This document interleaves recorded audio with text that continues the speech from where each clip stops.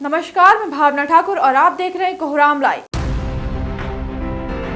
CM Hemant Soren ने कहा कि वर्तमान समय में जलवायु परिवर्तन को लेकर देश और दुनिया में तेजी से चिंतन और मंथन किया जा रहा है। कहीं न कहीं प्राकृतिक व्यवस्थाओं के साथ बड़े पैमाने पर छेड़छाड़ किया जाना और दोहन होना जलवायु परिवर्तन का मूल कारण है। क्लाइमेट चेंज से मानव जीवन हो या जंगल और पानी में रहने वाले जीव जंतु या फिर धरती पर पाए जाने वाले अन्य प्राणी हो, सभी प्रभावित होते हैं। मौका था 74वें राज्यव्यापी वन महोत्सव 2023 कार्यक्रम का। यह कार्यक्रम विश्व अध्यक्ष रविंद्रनाथ महतो की अध्यक्षता में झारखंड विधानसभा परिसर में आयोजित किया गया था।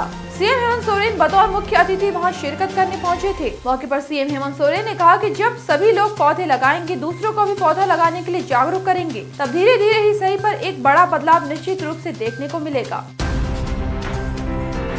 जैक इंटरमीडिएट आर्ट्स, साइंस और कॉमर्स का सप्लीमेंट एग्जाम कल यानी 1 अगस्त से 8 अगस्त 2023 तक निर्धारित किया गया है। पहली पाली में सुबह के 9:45 बजे से 1:05 तक और दूसरी पाली में दोपहर 2 बजे से शाम 5:20 तक एग्जाम होंगे। संत alloys inter college Purulia road Ranchi, संत अन्ना इंटर कॉलेज रांची, संत जॉन इंटर कॉलेज रांची में परीक्षा केंद्र बनाए गए हैं। कदाचार मुक्त माहौल में परीक्षा हो, इसके लिए रांची डीसी राहुल कुमार सिन्हा और पुलिस कप्तान किशोर कौशल के निर्देश पर स्पोर्ट्स एवं पुलिस पदाधिकारी के साथ मजिस्ट्रेट डिप्यूट किए गए हैं। परीक्षा केंद्र पर कोई गड़बड़ी और अनहोनी न हो, इसके लिए रांची के सदर एसडीएम ने धारा 144 लगाने का आदेश जारी किया है। धारा 144 परीक्षा केंद्रों के 200 मीटर की परिधि में जारी की गई है। यह निषेधाज्ञा 1 अगस्त से 8 अगस्त तक रोज भोर के 6:45 बजे से लेकर रात के 8:20 तक प्रभावी रहेगा।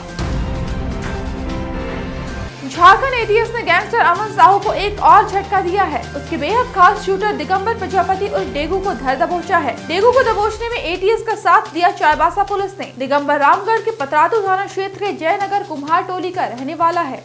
गिरफ्तार शूटर के पास से एक मोबाइल फोन जब्त किया गया। गैंगस्टर अमन साहू के इशारे पर कारोबारियों को डरा हड़काकर रंगदारी वसूलना और रंगदारी नहीं मिलने पर कारोबारियों पर गोलियां चलाना इसकी फितरत। दिगंबर ने एटीएस के सामने कई अहम राज उगले हैं। उसके खिलाफ पुलिस फाइल में करीब 6 संगीन मामले दर्ज है। देवघर के रिखिया थाना क्षेत्र में एक शख्स की डेड बॉडी फंदे पर लटकी हालत में मिली। इसकी पहचान रड़िया गांव के रहने वाले श्रीधर यादव के रूप में हुई। श्रीधर के भतीजे रड़िया पंचायत के मुखिया मुकेश यादव का इल्जाम है कि उनके चाचा का मर्डर कर उनकी लाश को एक पेड़ पर फांसी के फंदे पर लटका दिया गया ताकि ये सुसाइड लगे। वहीं पुलिस भी शुरुआती जाँच में हत्या मानकर अनुसंधान कर रही है। श्रीधर यादव की डेड बॉडी देवघर के पिपरा मोड़ के जंगल के पास पाई गयी। उसके बदन पर कई जगह चोट के निशान मिले। पुलिस ने शव को पोस्टमार्टम के लिए सदर अस्पताल भेज दिया। लकड़ी और पत्ता चुनने गए कुछ लोगों की नजर एक पेड़ पर फंदे पर लटकती डेड बॉडी पर गई। खबर पाकर रिखिया के थानेदार शुभम गोप मौके पर पहुंचे। पुलिस को पोस्टमार्टम रिपोर्ट का इंतजार है।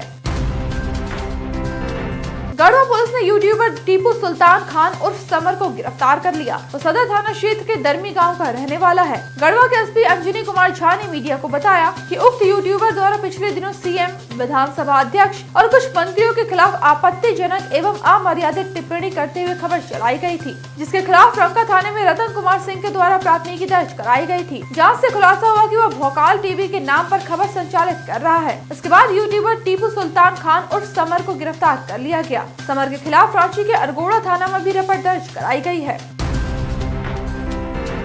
25 साल के दिव्यांग भाई सुरेंद्र यादव को जिंदा जलाकर मार डाला गया। गांव के प्रधान पति लाल बच्चन से 7 दिन पहले सुरेंद्र का झगड़ा हुआ था। प्रधान पति सरकारी जमीन पर पानी की टंकी बनवाना चाहता था, जिसका सुरेंद्र और परिवार विरोध कर रहे थे। इस चलते मेरे भाई को मार डाला गया। यह इल्जाम है मृतक सुरेंद्र यादव की बहन रीता का। यह घटना गोरखपुर के चौरा चोरी के देवीपुर गाँव में रविवार देर रात हुई। सुरेंद्र रात को खाना पीना कर घर के बाहर सोने चला गया था। देर रात करीब 1:30 बजे पड़ोसियों की नजर आग की लपटों पर पड़ी। खटिया धधक रही थी, वहीं सुरेंद्र नीचे मरा पड़ा था। पानी डालकर किसी तरह आग बुझाई गई, लेकिन सुरेंद्र को बचाया नहीं जा सका। पुलिस ने प्रधान पति सहित 6 लोगों को हिरासत में लिया है। आगे की तफ्तीश जारी है।